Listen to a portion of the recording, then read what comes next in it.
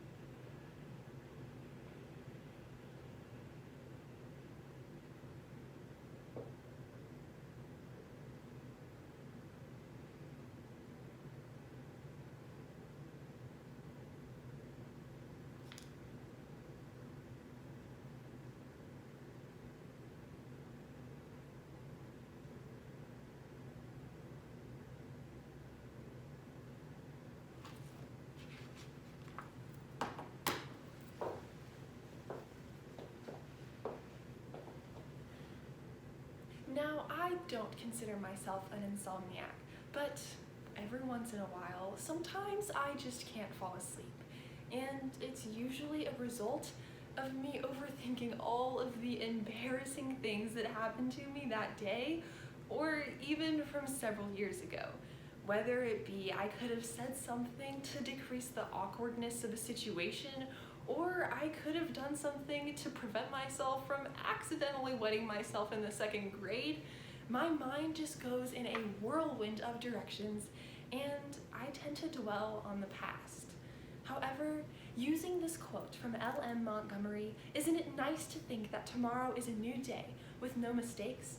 I can change my perspective from being pessimistic about my past to being optimistic about my future, and to eventually learn the value that my mistakes have in creating who I am today. So we're going to analyze this quote through three lenses: the past, using the Great Depression, a current event of Venezuela's Gold Coast, and lastly, a book entitled The Giver by Lewis Lowry. FDR coming into presidency was a monumental day, because it was the day that the government transitioned from the turmoil and economic downpour that was the stock market crash and the Great Depression to being uplifted from all of the economic destruction that was taking place. Going from the Roaring '20s to the Great Depression led many to hold a very pessimistic view toward the government. Millions of Americans lost their job. People couldn't make ends meet. They were selling anything they could just to provide for their families. However, FDR's New Deal provided optimism, and even though he took on a monumental task by coming into presidency during such revolutionary times, he knew that tomorrow is a new day and that he could make the most out of his presidency. Next, to talk about a current event taking the shores of Guaca, Venezuela, and turning them into shores of hope. Venezuela has been in an economic downturn for many, many years. This is largely due to the government corruption and the misleading policies that the government is putting out for the citizens of Venezuela. The city of Guaca is generally known for its fishing industry. However, that industry is currently deteriorating because of the lack of gasoline and the closing of fish packing industry manufacturers in the area. However, gold being spotted on the coast in September of 2020 led to hope in the citizens of Guaca, Venezuela, who now have every single day an ounce of optimism that they too will be able to find riches off the coast. Even though this isn't enduring and this isn't long term, it's still hope that these citizens of Venezuela didn't have before, and they can still look at the shores the next day and realize that tomorrow is a new day and that they don't have to dwell on their mistakes or the rough times in their past.